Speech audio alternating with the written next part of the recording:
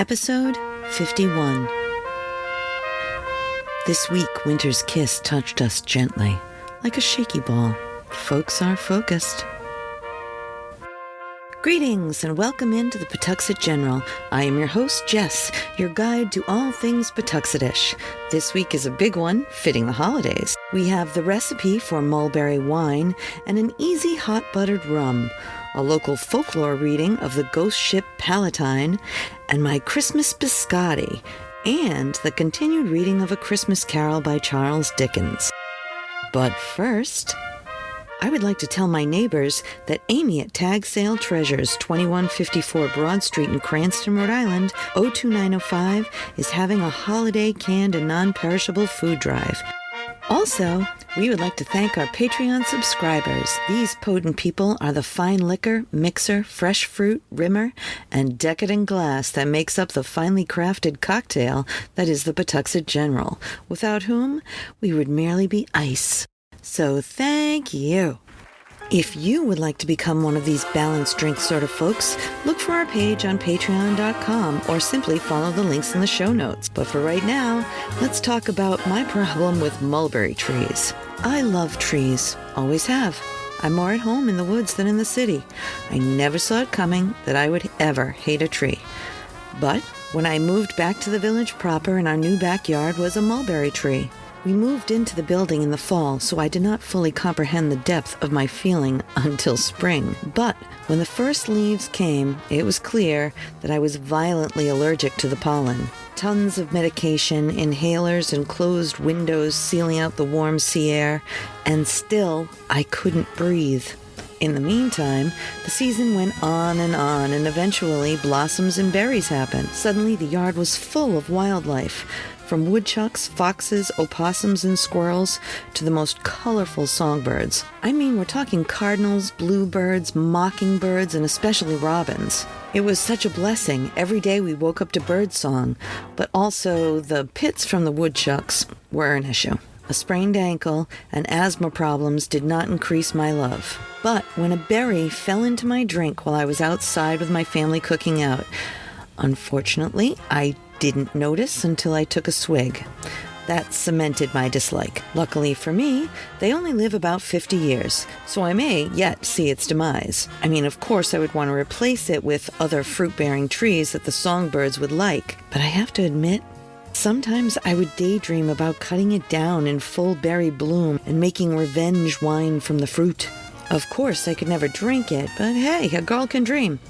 Anyway, not only do people make wine from the berries, but here is the recipe.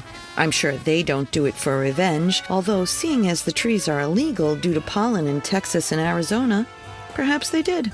For this recipe, you will need 6 pounds ripe mulberries, 2 pounds granulated sugar, 1 pound raisins, chopped or minced, 3/4 of a teaspoon pectin enzyme powder, 1/2 teaspoon acid blend, 6 pints of water, Bordeaux wine yeast, and nutrient. First, bring the water to a boil and dissolve the sugar in it, stirring until completely clear. Meanwhile, wash the mulberries after removing the stems and pour into the primary fermentation vessel. Next, add the raisins, chopped or minced. Pour the boiling sugar water over fruit and allow to cool to 75 to 80 degrees Fahrenheit. Then, add the pectin enzyme, the acid blend, and the yeast nutrient. Stir well. Cover and set aside for 12 hours. Add the yeast, stir, recover, and allow to ferment 4 days on the pulp, stirring twice daily after punching down the cap. Next, strain through a nylon sieve, pressing lightly to extract the juice, and then pour into a dark secondary fermentation vessel, or a clear one wrapped with brown paper, topping up if necessary, and fit with a fermentation trap. Rack after 2 months, and again 2 months later. Then, stabilize and set aside 2 to 3 weeks. At this point, you can bottle it, store in a dark place, and taste after 6 months to a year. As it is a full-bodied wine, it tastes better after 2 years. So I bet you'll enjoy it. So perhaps you don't want revenge versus a tree. Or perhaps you are thirsty right now.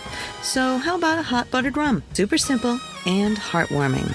For this recipe, you will need 1½ jiggers of rum of your choice, 1 teaspoon honey, 1 twist of lemon peel, 1/2 pat unsalted butter, and boiling water. Put the rum, honey, and peel into a mug. Add the boiling water, stir, and top with butter and enjoy. I'm sure you will. I want to tell you about my friend Mike and his electromagnetic pinball museum and restoration arcade. It's an all-inclusive place to relax and share anything related to modern pinball and arcade games. A group of pinball and arcade fans with an addiction to games of all kinds and Lego too. $10 gets you free play on pinball and arcade games all day. You can find them at 881 Main Street, Pawtucket, Rhode Island, or online at www.electromagneticpinballmuseum.com. And now, another edition of Supernatural Folklore of Rhode Island, compiled by Idola Jean Borghese in 1956. This story, The Palatine Ghost Ship. As with any land which borders a great ocean, Rhode Island men and women give lip service to innumerable tales about the mighty waters, the seamen and the ships which sailed from home ports. Since the commercial life of the colony depended to a great extent upon the merchant enterprises, legends of the sea were listened to with great attention. The captains were vitally concerned with the powers of that sea serpent in Gloucester Harbor during the first part of the 19th century, as well as the various customs to which had to be strictly followed if a voyage was to be successful. Some of the supernatural manifestations were results of guilty consciences.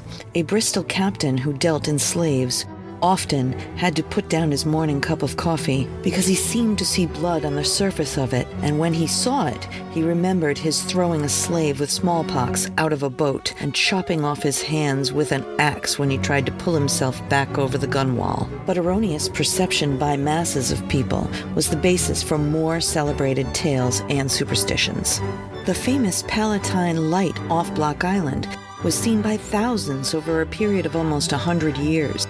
Many of them reputable men and women of the larger cities of the Northeast. The light was a controversial subject for several generations, as has been the story behind it. According to tradition, the Palatine was a German vessel bound for Philadelphia with passengers and merchandise. When the ship was set off her course by gales, the crew mutinied, killed the captain, and starved and plundered the helpless passengers.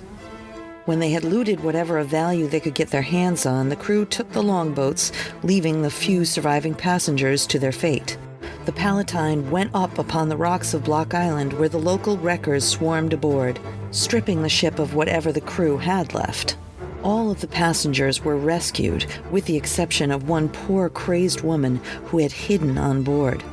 The shore sharks set fire to the hull, and the tide floated the wreck away. As the flames enveloped the ship, the frenzied shrieks of the madwoman were borne back upon those on shore. This legend has many variations. While one version indicates that the ship drifted onto Block Island with the hapless passengers aboard, another relates that the ship was purposely run ashore by her captain and crew for the sake of plunder, and a third states that the vessel was decoyed one dark, stormy night by means of false lights arranged by the islanders who wanted to wreck the ship. Choosing the last version for his poem, The Palatine, John Greenleaf Whittier infuriated the islanders, particularly Reverend S.T. Livermore, who berated the poet for portraying the islanders in such an unsavory light. After a thorough investigation, Reverend Mr. Littlemore came to a very definite conclusion about the ship, estimating that the incident occurred between Christmas and New Year's Day, about 1750. He takes away all the tales of mutiny and mistreated passengers, and even the wreck itself. According to Reverend Mr. Livermore, the Palatine, a Dutch trading ship, stopped at Block Island and left a considerable number of dying passengers on its way home from the West Indies. Even if the ship had been wrecked, the islanders would not have burned her because of every stick of wood and every bolt was of great value to them. Reverend Mr. Livermore's denouncement was his evidence that the Palatine was wrecked in the Bay of Bengal on July 1784. But historical and scientific impulses have a way of reversing themselves, and in 1923 it was proved that a ship had wrecked off Block Island, and a group of Palatines, the name given to groups of people of Germanic origin who came to the Americas early in the 18th century, did come ashore on Block Island. On December 27th, 1738, the Princess Augusta grounded during a heavy snowstorm and broke into pieces on the rocks. The men on the ship tried to save everything they could, but the islanders were scavenging on their own and were later accused of misdemeanors. In the light of this later evidence, Reverend Mr. Livermore's proof based on misinformation only tended to supplement the myth. He credited two persons as the principal initiators of the tales of the Palatine: Dutch Catern, a surviving passenger who became known as a witch, and Mark Dodge, an inveterate opium eater who lived in a haunted house. And this is only the beginning of this story. Join us next time for a continued reading of the tales of the Palatine. Holiday Biscotti. So, for the holidays every year at the bakery, I had a go-to biscotti. Sparkly, a little red, a little green, speckles, and a little bit of lemon. Perfect. For this recipe, you will need 2 cookie sheets with parchment paper, 1 cup unsalted butter, 3 tablespoons sanding sugar, 1 cup regular sugar, 4 eggs, 4½ cups of flour, 3 teaspoons baking powder, 1/2 teaspoon salt, 1 egg for topping, 1¼ cups shelled pistachios, 2 lemons, zested and juiced, 1/2 cup poppy seeds, and 1¼ cups dried cranberries. I like them unsweetened. If you listened to episode 38 when we talked about chocolate biscotti, you remember that sifting is key. But let's start with preheating the oven to 350 degrees Fahrenheit. Then cream the butter and sugar together until fluffy. Then add the eggs, lemon zest, and juice. Mix until incorporated. Then add your dry ingredients, which you have previously sifted together 3 times. The dry ingredients being the flour, baking powder, salt, and poppy seeds. I add the bulky items at this time too, these being the cranberries and pistachios. Do not overmix at this time. Split the batter into 2 parts and use the parchment paper to shape each portion into a log about 14 inches long, 4 to 5 inches wide, and 1.5 inches tall. Paint with a beaten egg and bake for about 20 minutes or until they bounce back. Remove from the oven and cool for at least 10 minutes. Then slice on the diagonal and cut them each 1 inch apart. Set each slice on its side and then bake them for 15 minutes at 350 degrees. Then use tongs to turn them over. Sprinkle the sanding sugar on at this time and bake for another 10 to 15 minutes or until dry and golden brown. Let these cool and then store in glass or ceramic jars. Dry is best, so in this case, plastic is not your friend. That said, keep them dry and they will last a very long time. Served with coffee or covered with melted semi-sweet chocolate, and ho ho ho, there you are. Try them your way and enjoy.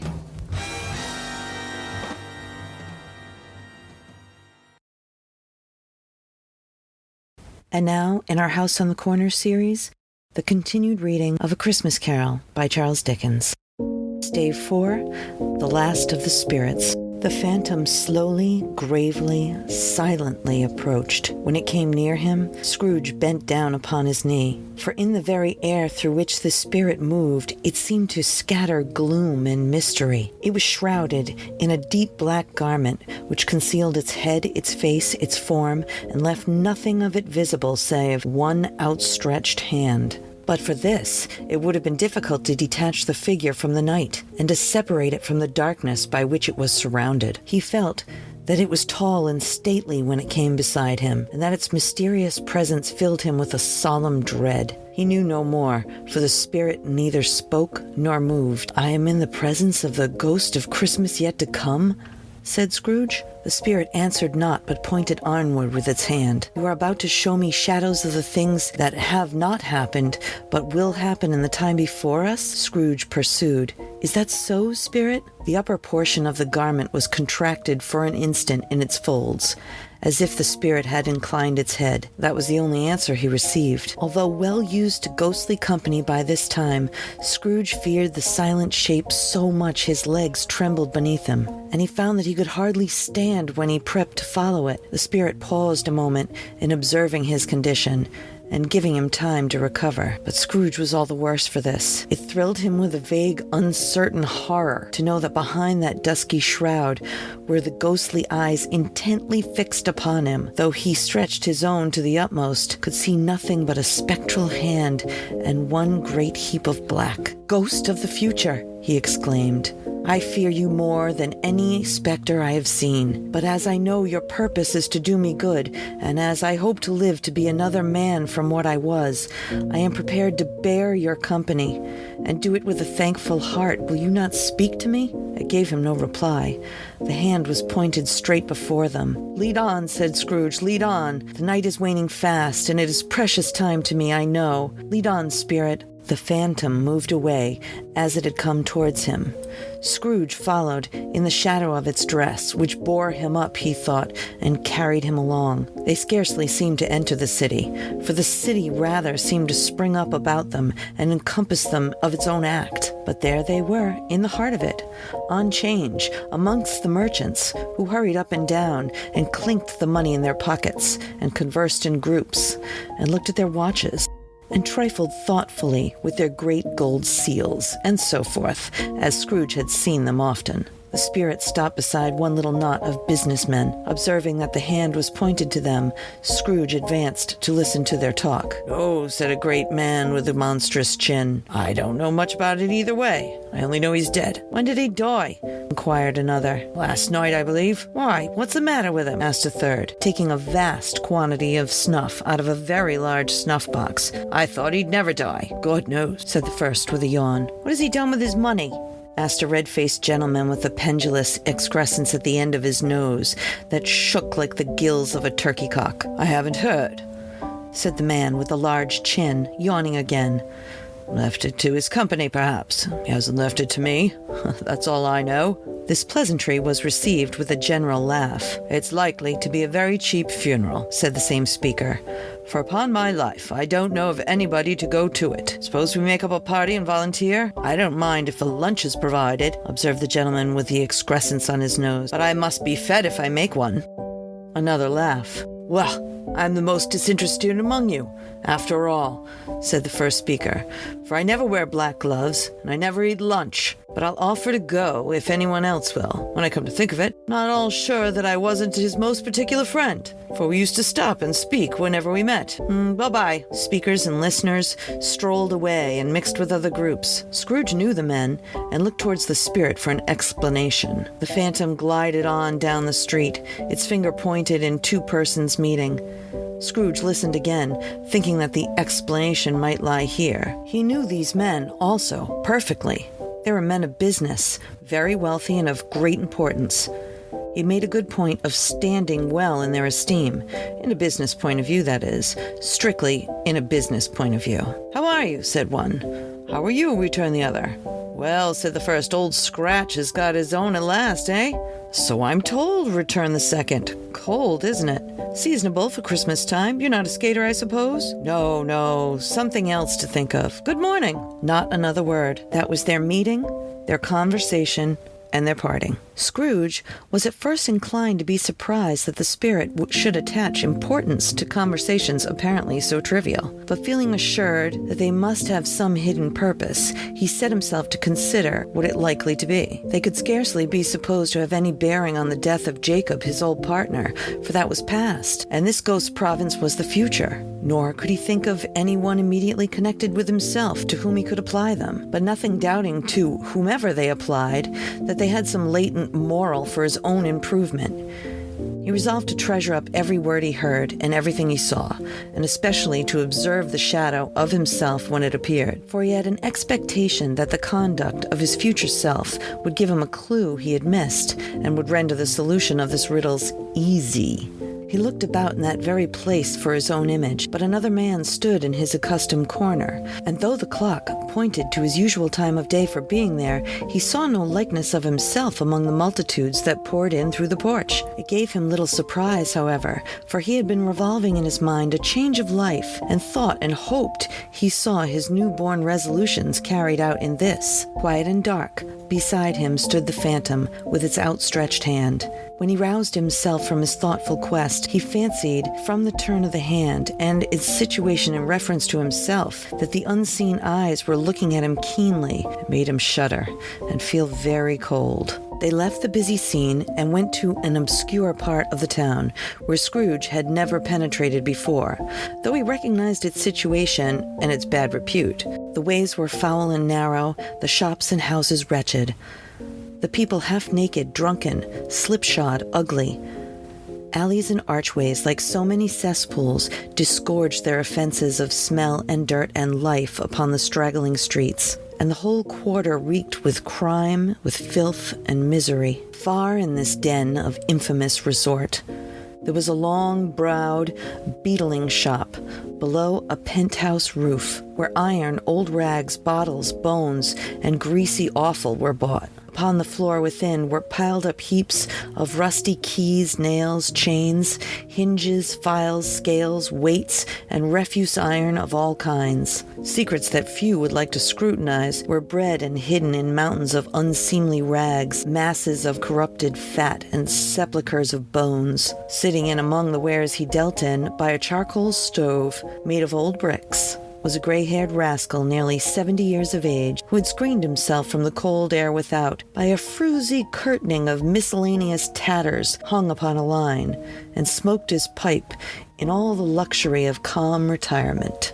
Scrooge and the Phantom came into the presence of this man just as a woman with a heavy bundle slunk into the shop. But she had scarcely entered when another woman, similarly laden, came in too. And she was closely followed by a man in faded black, who was no less startled by the sight of them than they had been upon the recognition of each other. After a short period of blank astonishment, in which the old man with a pipe had joined them, they all three burst into a laugh.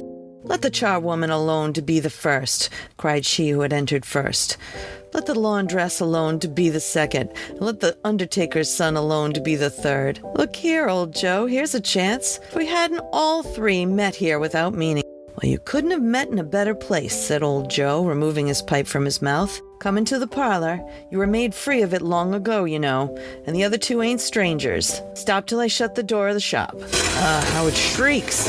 There ain't such a rusty bit of metal in this place as my own hinges, I believe. But I'm sure there's no such old bones here as mine, ha-ha. We're all suitable to our calling, we're well matched. Come into the parlor, come into the parlor." The parlor was the space between the screen of rags. The old man raked the fire together with an old stair rod, and having trimmed his smoky lamp, for it was night, with the stem of his pipe, he put it back in his mouth. While he did this, the woman who had already spoken threw her bundle on the floor and sat down in a flaunting manner on a stool, crossing her elbows on her knees and looking with bold defiance at the other two.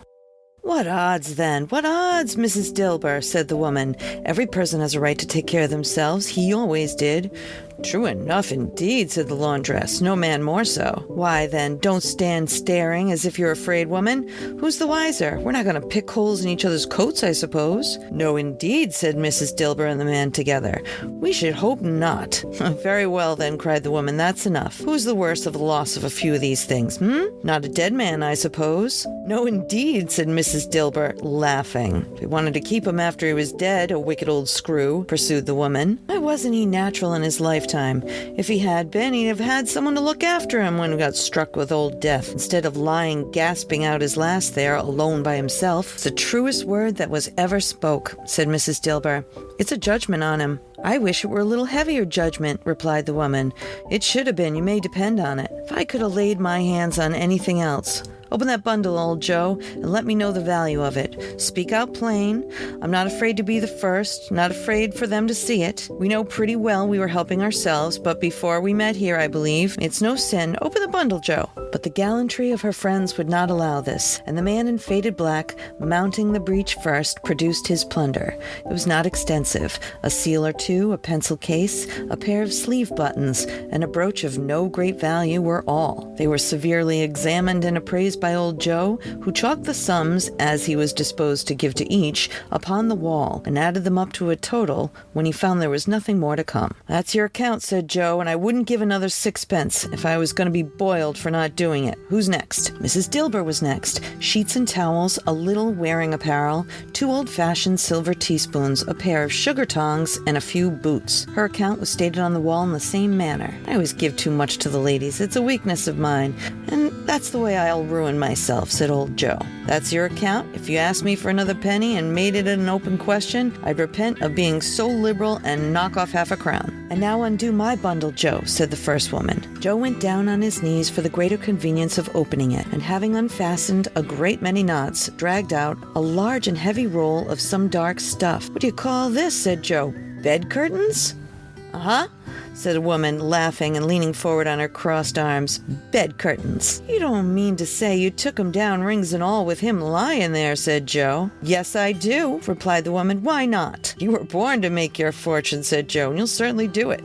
"I certainly shan't hold up my hand when I can get anything in it by reaching it out for the sake of such a man as he was. I promise you, Joe," returned the old woman coolly. "Don't drop that oil upon the blankets now." "His blankets?" asked Joe. "Who else's do you think?" replied the woman. "He isn't likely to take cold without him, I dare say." "I hope he didn't die of anything catching, eh?" said old Joe, stopping his work and looking up.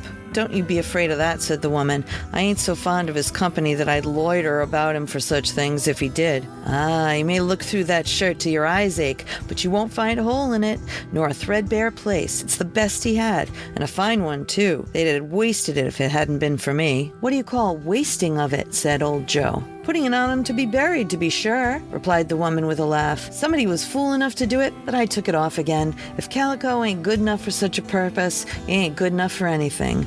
It's quite as becoming to the body. He can't look uglier than he did in that one." Scrooge listened to this dialogue in horror. As they sat grouped about their spoil in the scanty light afforded by the old man's lamp, he viewed them with a detestation and disgust which could hardly have been greater, though they had been obscene demons marketing the corpse himself. And for the continuation of this story, join us next week at the Pawtuxet General. Thank you once again for joining us at the PG. If you'd like to participate in our holiday fundraiser with a one-time donation to show your support, follow the link in the show notes. But know that you, constant listener, is what I'm thankful for, so thank you. If you would like to reach out with a question about our pop-up general store, a recipe, or your own ghost story, our email is jess@pawtuxetgeneral.com, and we would love to hear from you. But until then, I'll meet you right back here next time at the Pawtuxet General. A Something for Posterity production, pre-recorded in Pawtuxet.